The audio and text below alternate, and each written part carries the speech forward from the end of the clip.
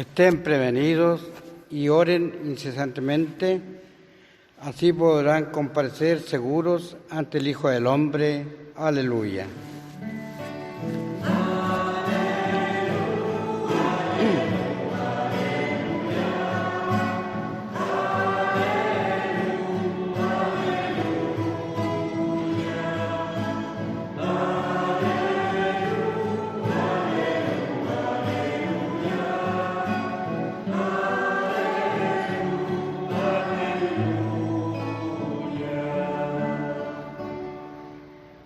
El Señor esté con ustedes. Evangelio de nuestro Señor Jesucristo según San Marcos. Gloria a ti, Señor. Jesús dijo a sus discípulos: en aquellos días el sol se oscurecerá, la luna dejará de brillar, las estrellas caerán del cielo y los astros se conmoverán. Y se verá al Hijo del Hombre venir sobre las nubes, llenos de poder y de gloria. Y Él enviará a los ángeles para que congreguen a sus elegidos desde los 4 puntos cardinales, de un extremo al otro del horizonte. Aprendan esta comparación tomada de la higuera. Cuando sus ramas se hacen flexibles y brotan las hojas, ustedes se dan cuenta de que se acerca el verano. Así también, cuando vean que suceden todas estas cosas, sepan que el fin está cerca a la puerta. Les aseguro que no pasará esta generación sin que suceda todo esto. El cielo y la tierra pasarán, pero mis palabras no pasarán. En cuanto a ese día y a la hora, nadie los conoce, ni los ángeles del cielo, ni el Hijo, nadie sino el Padre.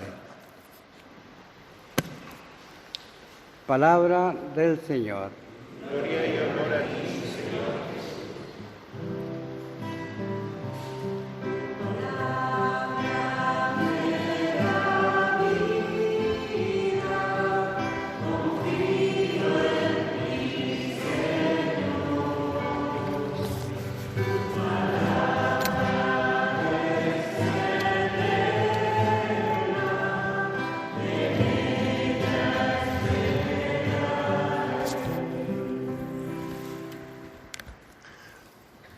Tomen asiento, por favor.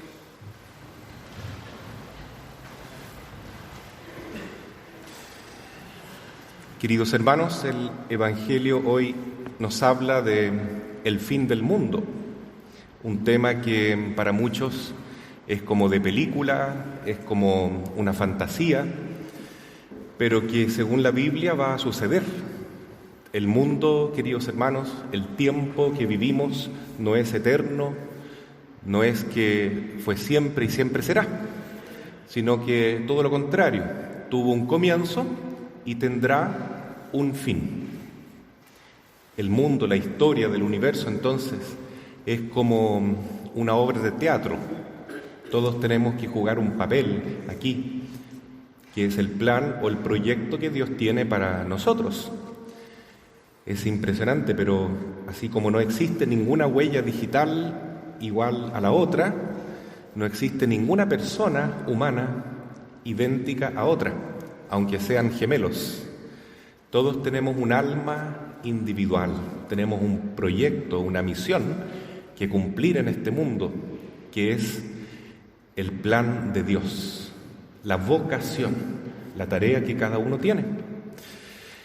Y es tan bonito pensar que si nosotros acertamos en la vida con el proyecto de Dios y descubrimos cuál es nuestra misión en este mundo, vamos a gozar de un premio eterno. Y lo contrario, lamentablemente, dramáticamente o trágicamente incluso, también es cierto. Si nos apartamos del plan de Dios y construimos un proyecto propio sin tomar en cuenta los mandamientos de Dios, la voluntad del Señor, entonces nuestro futuro eterno será de, como dice, ignominia, condenación, horror para siempre. Lo dice la primera lectura que hemos escuchado hoy del libro del profeta Daniel. Los que buscan al Señor, los que tratan de adecuarse a la voluntad de Dios, tendrán entonces un premio tan bonito que dice el profeta Daniel: brillarán como las estrellas por los siglos de los siglos. Anoche y ayer en la tarde conversábamos con un matrimonio que tiene un hijito pequeño de 10 años, y ese niño tuvo un sueño en estos días, y yo lo voy a decir acá porque dice lo mismo la palabra de Dios, justamente hoy. Y este niño soñó con que había 5 libros. El primer libro era negro, y los nombres que estaban escritos ahí partían almas que iban directo al infierno. El otro libro era verde, y las almas que entraban escritas en ese libro se iban al purgatorio, pero a la parte más inferior del purgatorio, a la parte más baja, porque tenían más penitencia que realizar, tenían más que purgar, que purificar. Sin embargo, en el purgatorio ya estamos salvados. Quien entra al purgatorio está en la antesala del cielo, tiene la vida eterna asegurada. Después este niño, repito, tenía 10 años, vio claramente un libro azul, donde las almas que estaban escritas en ese libro sufrían en el purgatorio, pero mucho menos que las del libro verde. Por último, también había un libro de otro color, que no recuerdo ahora, que eran almas que sufrían mucho menos y estaban muy cerca de entrar al cielo, la parte más alta del purgatorio, lo cual coincide con muchas revelaciones de santos y santas que han visto esta realidad que hay en el otro mundo. El tiempo del purgatorio es un tiempo en parte de alegría, de esperanza, porque esas almas aman a Dios y quieren estar en el cielo, quieren estar con el Señor para siempre y con sus seres queridos que ya gozan de la vida eterna. Por eso rezamos siempre en las misas por nuestros seres queridos, para que el purgatorio se vaya acortando y se les abran las puertas del paraíso. Por último, este niño vio un libro blanco maravilloso donde habían nombres escritos con letras de oro, y esos eran los más santos que habían pasado por la tierra, los que mejor cumplieron la voluntad de Dios. Por ejemplo, Santa Teresita de los Andes, San Alberto Hurtado, atrás tenemos la imagen de Beato Ceferino Namuncura, personas jóvenes, personas de todas las edades que han vivido la fe con heroísmo, con una gran entrega, con un gran abandono y confianza en Dios. Sus nombres están escritos con letras de oro. En el Apocalipsis dice que son 144.000. También había personas que tenían su nombre escrito en el libro blanco con letras de plata, que según el niño eran personas que habían llegado, ¿no es cierto?, casi llegaron al cielo, pero tuvieron que pasar un tiempo en el purgatorio, un tiempo un poco más largo tal vez que los otros, de letras doradas. Y también en el libro blanco había muchas personas escritas con tinta solamente, con tinta. Es decir, lo mismo que dice el libro del Apocalipsis, que después de estos 144.000 viene una multitud incontable, que son millones de almas que lavaron sus vestiduras en la sangre del Cordero y ahora entraron al paraíso, que son todas las almas que han pasado por el purgatorio y en esa purificación quedaron tan enamorados de Dios, con tanto deseo de ingresar al paraíso, que ya estaban preparados. Y entonces todos los que entran al cielo tienen su nombre escrito en este libro de la vida. Y eso no es solamente el sueño de un niño, sino que lo dice también el profeta Daniel. Todo el que encuentre inscrito su nombre en el libro se despertará para la vida eterna. ¿Qué significa que se despertará para la vida eterna? Significa que la muerte no es el capítulo final. Significa que habrá la resurrección de los muertos. Y esto es una maravilla. Y expliquemos bien qué significa resucitar, porque algunos lo confunden con reencarnación. Y la reencarnación es falsa, no existe. ¿Ya? Es una mentira diabólica. No existe eso de que nosotros somos puro espíritu que vamos pasando de cuerpo en cuerpo.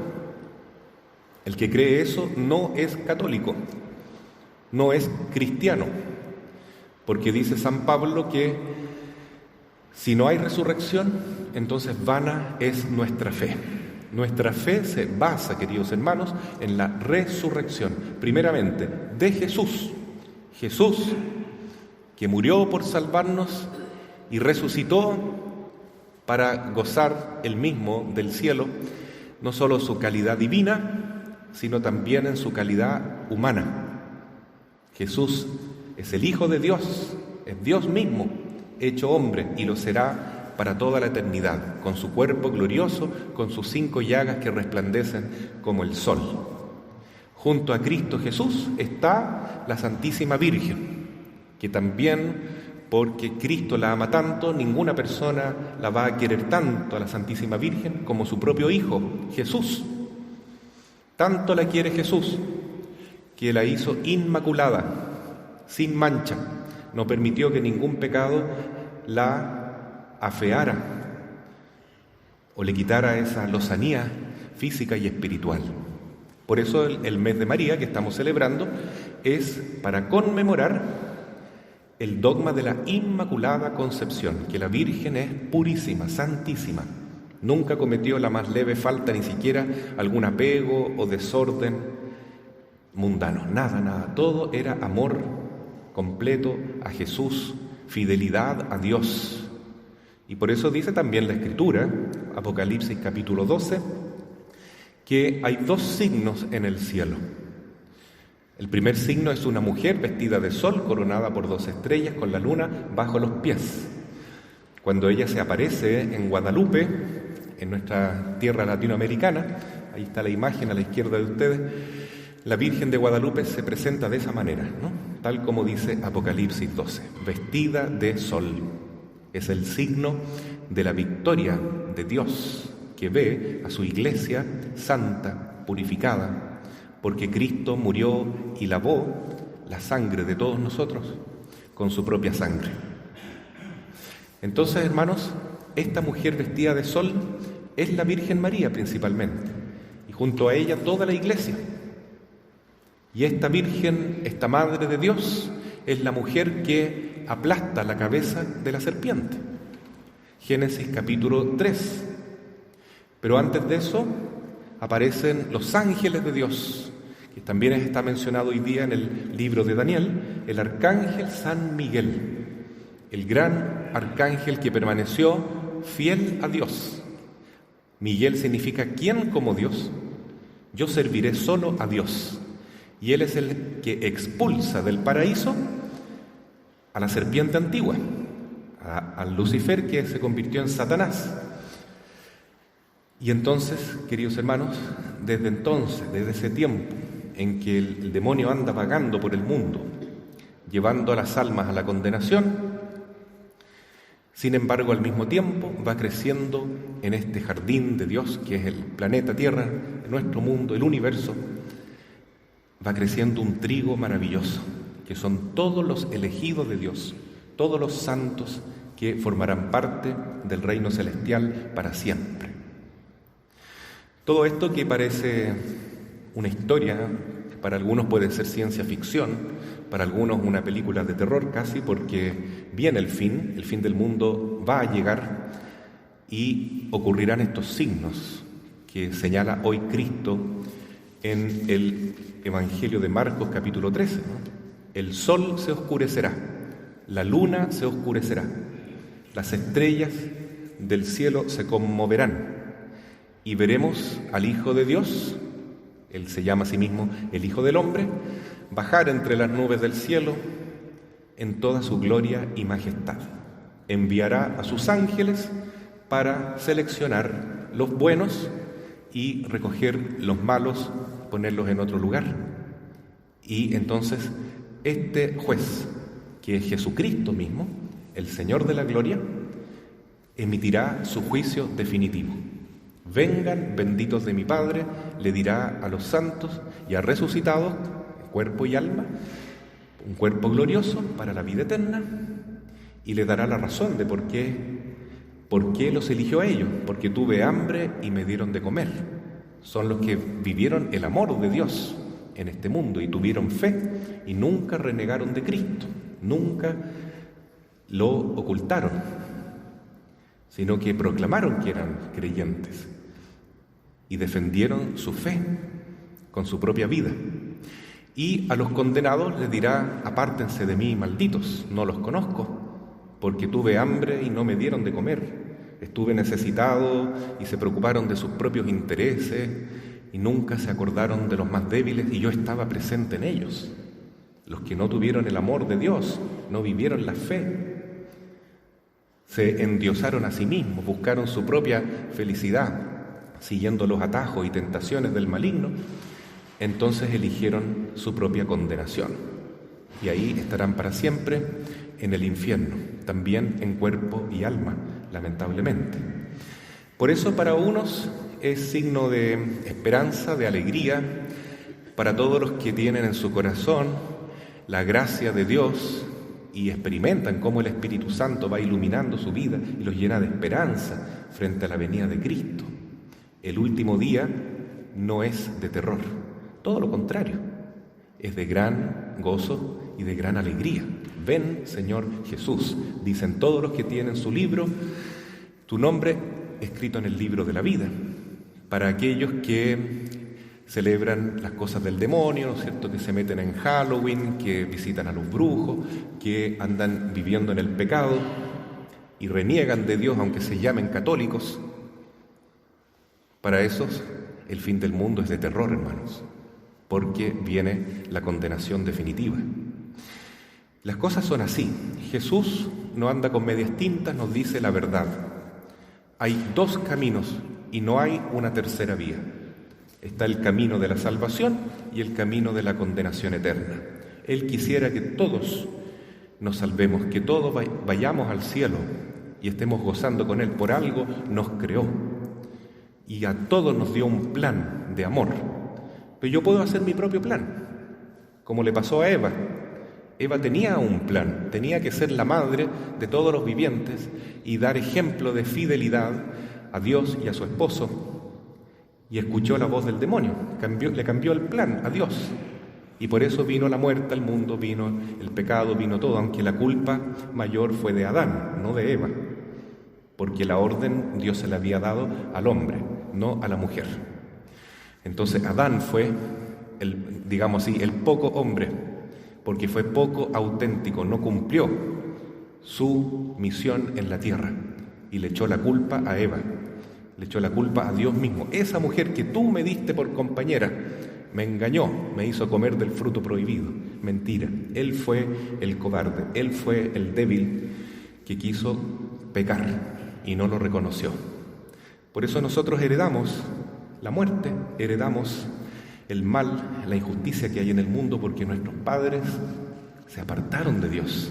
Sin embargo, hoy celebramos el mes de María, porque tenemos una madre que sí escuchó a Dios, que sí fue fiel, la Virgen María, y se convirtió en la verdadera madre de la humanidad, la verdadera madre del universo y de todos los ángeles, la Santísima Virgen María, la humilde esclava del Señor, la mujer de Nazaret, que recibió en su seno a Jesús y en la cruz nos recibió a todos como hijos, porque esa es la voluntad de Cristo.